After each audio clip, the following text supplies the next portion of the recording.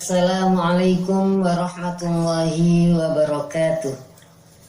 Alhamdulillah, alhamdulillahilladzi wahidus somad, alladzi lam yalid wa lam yulad wa lam yakul lahu kufuwan ahad. Asyhadu an la ilaha illallah wahdahu la syarikalah wa asyhadu anna Muhammadan abduhu wa rasuluh la nabiyya ba'da. Raditu billahi rabba wa bil islami dina wa bi Muhammadin sallallahu alaihi wasallam nabiyya wa rasula. Rabbi zidni ilma warzuqni fahma, amma ba'du. Para pemirsa yang dirahmati oleh Allah, syukur alhamdulillah pada hari ini kita masih diberi kesempatan oleh Allah untuk mengumpulkan bekal menghadap kepada Allah Subhanahu wa ta'ala. Salawat serta salam mudah-mudahan tetap tercurahkan kepada baginda Rasulullah Muhammad sallallahu alaihi wasallam yang telah menuntun kita sekalian dari alam kemusyrikan menuju alam keimanan. Dari Abu Hurairah radhiyallahu an bersabda Rasulullah Muhammad sallallahu alaihi wasallam, iman itu ada 70 cabang lebih atau 60 cabang lebih. Yang paling utama yaitu perkataan la ilaha illallah, dan yang paling ringan yaitu menyingkirkan gangguan dari jalan, dan malu itu termasuk bagian dari iman. Hadis riwayat Bukhari. Unsur iman sendiri ada 3. Yang pertama, al-iqraru bil lisan, ikrar dengan lisan. Yang kedua, wa tasdiqu bil qalbi, membenarkan dengan hati. Yang ketiga, wal amalu bil arkan, beramal dengan anggota badan. Bisa bertambah dan bisa juga berkurang. Keimanan seseorang bisa bertambah dengan cara iman itu dipupuk, disiram,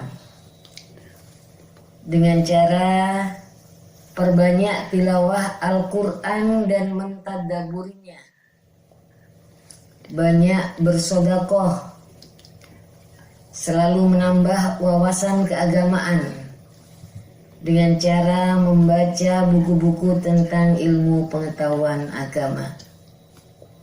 Kemudian mengikuti kajian-kajian majelis ilmu agama, mendengarkan nasihat-nasihat agama, serta berkumpul dengan orang-orang yang solih dan solihah.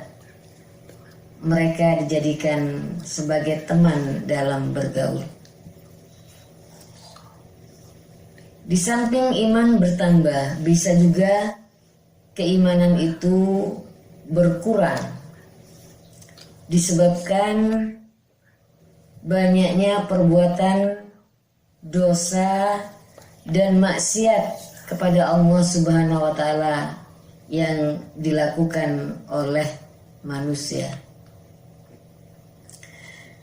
Para pemirsa yang dirahmati oleh Allah, hadis yang telah dibacakan dalam mukaddimah menjelaskan bahwa cabang iman yang paling tinggi, yang paling pokok, akar dan pondasi iman adalah kalimat la ilaha illallah. Kalimat la ilaha illallah diucapkan dengan jujur dari dalam hati yang paling dalam keadaan tahu dan sadar, serta meyakini tidak ada yang berhak diibadahi dengan benar kecuali hanya Allah semata, Allah Azza wa Jalla.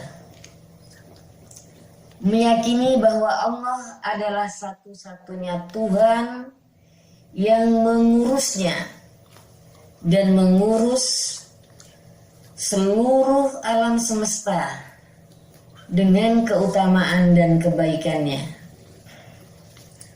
Meyakini bahwa Allah adalah satu-satunya Tuhan pencipta alam semesta.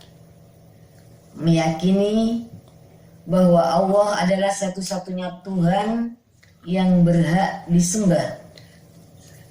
Meyakini bahwa Allah adalah satu-satunya Tuhan yang berhak dimintai pertolongan. Para pendengar yang berbahagia, maka sudah selayaknya sebagai hamba Allah, hendaklah kita dalam hidup ini mengikuti aturan yang berasal dari Allah. Jika kita menghendaki keselamatan di dunia dan keselamatan di akhirat. Seperti misalnya ketika kita membeli HP, agar HP itu awet, tidak cepat rusak, maka pembeli aturan tata cara yang dibuat oleh yang membuat HP. Maka jika aturan itu tidak dipakai, HP yang ada di tangan kita tidak akan bisa dioperasikan dengan baik, dan bisa jadi HP itu akan rusak dan tidak bisa dipakai karena pemakai tidak menuruti tata aturan yang ditetapkan oleh pembuat HP itu. Demikian halnya dengan manusia. Allah yang telah menciptakan, maka haruslah taat dan manusia mengikuti aturan-aturan dari Sang Maha Pencipta, yaitu Allah Subhanahu wa Ta'ala. Tujuan Allah Subhanahu wa Ta'ala menciptakan manusia pada dasar yang sebenarnya tercantum dalam Quran surat Az-Zariyat ayat 56. A'udzu billahi minasyaitonir rajim. Wa ma khalaqtul jinna wal insa illa liya'budun. Dan tiadalah aku menciptakan jin dan manusia kecuali untuk beribadah padaku. Para pemirsa yang dirahmati oleh Allah, hendaknya harus dengan hati yang ikhlas dalam setiap keadaan, karena ikhlas adalah ruh suatu amal perbuatan. Tanpa keikhlasan, amal yang dikerjakan akan sia-sia.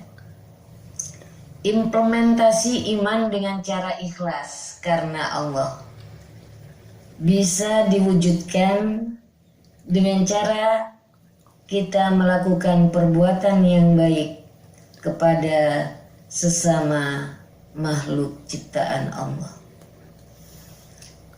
Para pemirsa yang dirahmati oleh Allah, kalimat syahadat adalah kalimat yang paling agung dan memiliki beberapa keutamaan. Imam Ibnu Qayyim al-Jauziyah rahimahullah mengatakan, aku bersaksi bahwa tidak ada ilah sesembahan yang berhak diibadahi dengan benar selain Allah. Inilah kalimat yang menjadi tegaknya langit dan bumi. Semua makhluk diciptakan dengan kalimat ini. Dengan membawa misi kalimat itu, Allah Subhanahu wa Ta'ala mengutus para rasulnya, menurunkan kitabnya, menetapkan syariatnya. Dengan sebab kalimat itu, mizan, timbangan diadakan, diletakkan catatan amal, serta manusia digiring ke surga dan neraka. Dengan sebab kalimat ini, makhluk terbagi menjadi dua, mukmin dan kafir, taat dan ingkar. Kalimat la ilaha illallah adalah pangkal dari perintah, pahala, dan siksa. Ia adalah kebenaran yang karenanya makhluk diciptakan. Tentangnya dan tentang hak-haknya diadakan pertanyaan dan hisab. Karena kalimat itulah ada pahala dan siksa. Kiblat dipancangkan dan asas-asas agama diletakkan. Dan karena kalimat inilah pedang-pedang jihad dihunus. Dia adalah hak Allah Subhanahu wa Ta'ala atas segenap makhluknya. Dia adalah kalimat Islam dan kunci negeri kesejahteraan, yaitu surga. Tentangnya lah makhluk pertama dan terakhir ditanya. Para pendengar yang berbahagia, sungguh kedua kaki seorang hamba tidak akan bergeser di hadapan Allah Azza wa Jalla sampai dia ditanya tentang dua pertanyaan. Yang pertama, apa yang dahulu engkau ibadahi? Pertanyaan yang kedua, bagaimana sambutanmu kepada para Rasul Allah? Maka jawaban pertanyaan pertama, dengan mewujudkan syahadat la ilaha illallah, tidak ada ilah yang berhak diibadahi dengan benar selain Allah Subhanahu wa Ta'ala. Dalam ilmu pengetahuan, pengakuan, dan pengamalan. Jawaban pertanyaan yang kedua, mewujudkan syahadat bahwa Nabi Muhammad SAW adalah utusan Allah, baik dalam ilmu pengetahuan, pengakuan, kepatuhan, dan ketaatan. Sedangkan rukun kalimat la ilaha illallah ada dua. Yang pertama, an-nafyu, yaitu meniadakan. Yang kedua, al-isbat, menetapkan. Lafaz la ilaha meniadakan atau menolak segala ilah sesembahan selain Allah Azza wa Jalla. Lafaz illallah menetapkan bahwa segala bentuk ibadah penghambaan itu hanya bagi Allah semata. Tidak ada sesuatu pun yang boleh dijadikan sebagai sekutu dalam peribadatan kepadanya. Quran Surat Al-Baqarah ayat 256, barang siapa ingkar kepada Togut dan beriman kepada Allah, maka sungguh ia telah berpegang pada tali yang sangat kuat. Allah Maha mendengar, Maha mengetahui.